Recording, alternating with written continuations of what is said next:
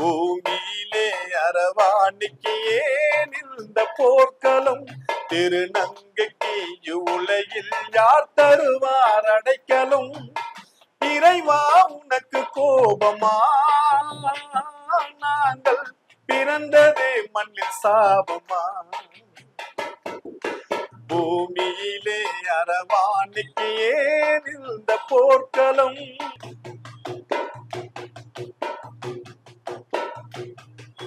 10 மாதம் சுமக்கையில் தாயின் கருவில் வளர்ந்தோமே, கவலைகள் தெரியவில்லையே, இப்படி நடக்கணும் புரியவில்லையே.